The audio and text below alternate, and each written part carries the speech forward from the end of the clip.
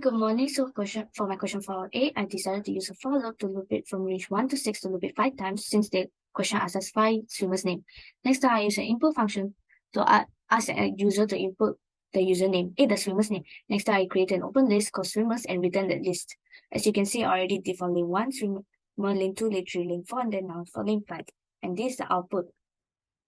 Next up for part B, I used the same method, but this time I used time taken and created an open list called timings.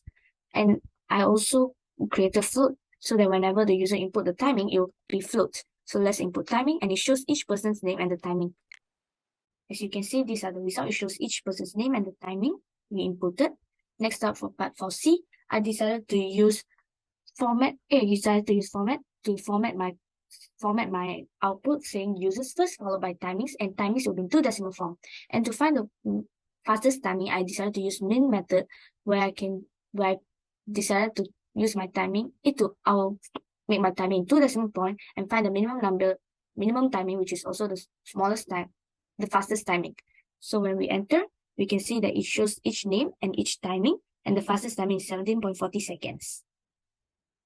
Next up for part 4D, I decided to zip my timings and swimmers together. Next up, I sorted it. Next up, I used tuple method to store my sorted pair. Next up, I used the same tuple method to sort it according to ascending order.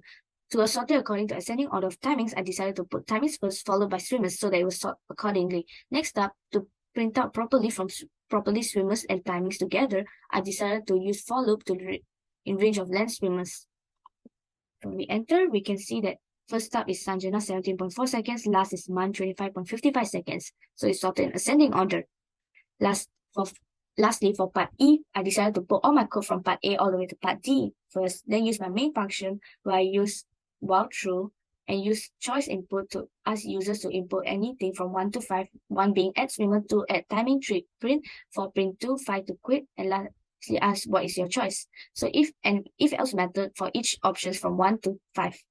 So when we run it, it asks us what is your choice. Let's go with 1. It asks us to enter each swimmer's name. Let's enter the names.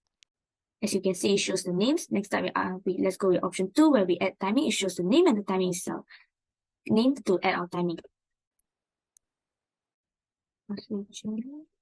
Okay, it shows the timing we inputted. Let's go with part 3, option number 3. And it shows the name, the timing, and then the fastest timing is 12.44 seconds. Let's go with option 4. And it's in ascending order where Sanjana is 12.44 seconds and Jenny with 29.55 seconds. To end the program, let's choose 5 and enter the program and quit. Thank you so much.